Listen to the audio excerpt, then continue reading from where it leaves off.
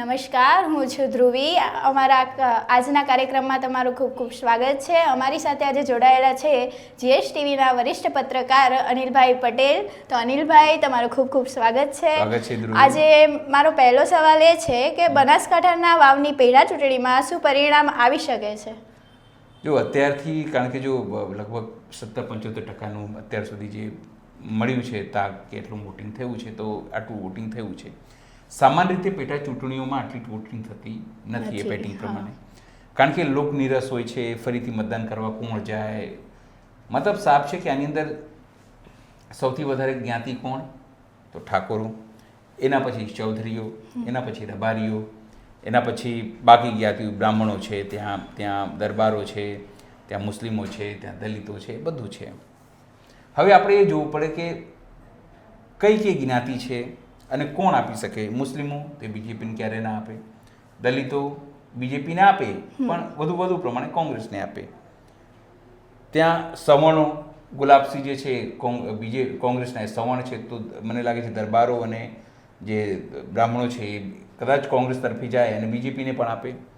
મુખ્ય રહી 3 જ્ઞાતિઓ: રબારીઓ, ચૌધરી અને ઠાકોર.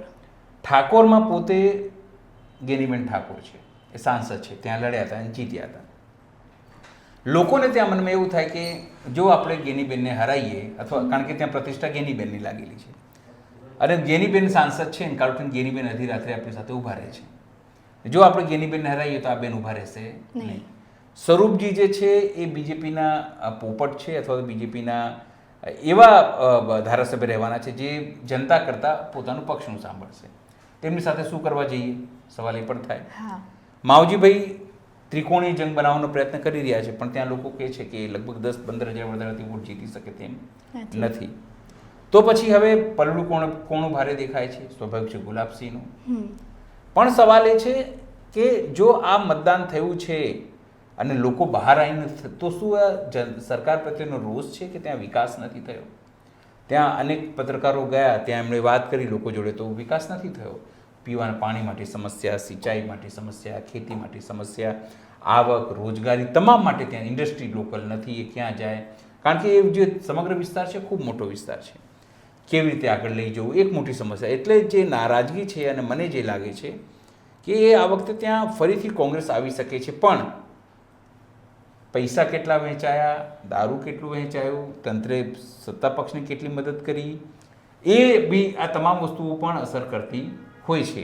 એ કેટલું અસર કરે છે? પોલીસ જે રીતે જે આરોપ લગાવતા હતા કે પોલીસની નંબર પ્લેટવાળી ગાડી કે પછી એમ્બ્યુલન્સ લખેલી ગાડી ફરતી હતી, ત્યાં પૈસા વેચવા માટે ફરતી હતી, ચવાણા વેચવા માટે, એ માટે એ પોલીસની ઈમાનદારી કે લોકો તંત્રની કેટલી ઈમાનદારી છે. છતાં જો લોકોએ મન બનાવી લેતા હોય છે ને ધ્રુવી, તો લોકો પોતાની રીતે જ મત કરતા હોય છે. પછી તમે પૈસા આપો ને દારૂ આપો, ઘરમાં જે વસ્તુ આપો, એના મનમાં છે કે મારા છોકરાને નોકરી નથી મળી. પેલા પીઆઈએ મારા છોકરાને મારેલા, અને હું જ્યારે બીજેપીવાળા પાસે ગયો હતો ને ત્યારે આ ભાઈએ મારું કામ નહોતું કર્યું. મારા ગામમાં પ્રસંગ હતો ને આ ભાઈએ નહોતું, મારા ગામમાં રોડ બનવાનું હતું ને આ ભાઈએ મદદ નહોતી કરી. એટલામાં વોટ મળતું નથી. ભાજપના જે સ્વરૂપજી છે એ એક તો યંગ છે, હજુ 40-45 વર્ષના છે, વધારે હોઈ શકે. જો એ આવે તો 20 વર્ષ માટે ભાજપ માટે કોઈ બીજો ત્યાં ચાન્સ લાગી શકે નથી. એટલે ભાજપના સિનિયરો પણ ઈચ્છતા નથી કે સ્વરૂપજી ત્યાંથી જીતે.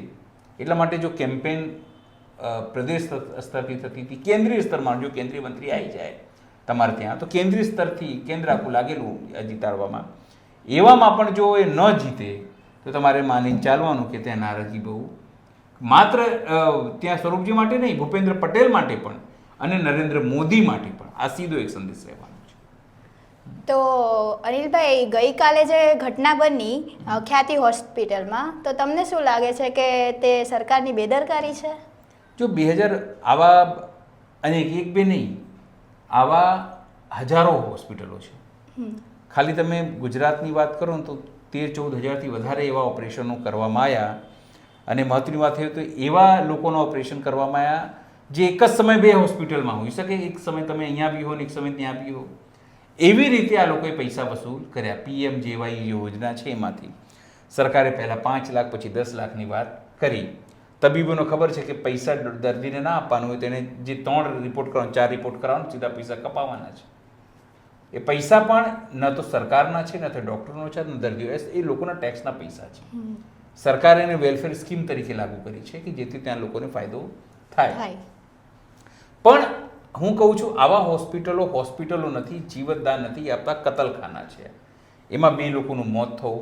તમે એ ગામમાં જાઓ સબકડીમાં તો તમારો હૈયા ફાત રૂડોની તમે પોતે રડી પડો કે જે વ્યક્તિ, એ આરોપો છે કે જે સામાન્ય બીમાર હતો એ વ્યક્તિ મરી જાય હોસ્પિટલ જઈને, અને તમે કોઈની મંજૂરી વગર ત્યાં જઈને તમે કેમ્પ કરો, લોકોને ઉલ્લુ બનાવો, દાંતમાં દુખાવો તો બી તમે એવું કહો કે તમારે એન્જિયોપ્લાસ્ટી કરાવવી પડશે, આંખમાં તકલીફ હોય તો એન્જિયોપ્લાસ્ટી, ખભામાં દુખાવો તો એન્જિયોપ્લાસ્ટી, ઢીંચણમાં દુખાવો તો એન્જિયોપ્લાસ્ટી. મતલબ શું છે? તમે માત્ર અને માત્ર પૈસા કમાવા માટે તમામ થતી.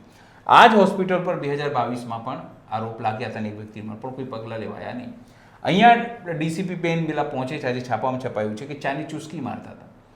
જ્યારે જે લોકો મરી ગયા એના સંબંધીઓ બહાર હંગામો કરતા હતા, અને બેન જેને ત્યાંના સત્તાધીશો સાથે ચાની ચુસ્કી મારતા હતા. હવે સમજો એ બેન શું કરવાના છે, અથવા એ ડીએસપી શું કરવાના છે જે ચા પીતા હોય? કારણ એમને ખબર છે કે મોટા મોટા ઇન્ફ્લુએન્સરો છે, કોઈ તપાસ નહીં થાય. હું તમને કહી દઉં, 4 દિવસ ખૂબ ધમધપાટી થશે, પછી બધું આટોપી લેવામાં આવશે 4-6 મહિનામાં મેક્સિમમ. કારણ કે જે ચલાવે છે એ ભાઈ, એની પાસે મોટી સંસ્થાઓ છે, હોસ્પિટલો છે, એજ્યુકેશન સંસ્થાઓ છે, અલગ અલગ મલ્ટીમીડિયા ટીમો છે, એટલે એ બધું મેનેજ કરી લેશે. એટલા માટે મેનેજ કરી લેશે કારણ કે એની પાસે નકરચંદ નારાયણ છે. એક નેતા બહુ સમય પહેલાં થઈ ગયા, તને ધ્રુવ તને નહીં ખ્યાલ હોય, એ નેતા કહેતા કે પૈસા ખુદા તો નહીં, લેકિન ખુદા કી કસમ ખુદા સે કમ ભી નહીં. આજે જે પૈસા છે ને, આપણે ગુજરાતીમાં કહેવત છે કે નાણાં વગરનો નાથીઓ અને નાણે નાથાલાલ, એવું છે.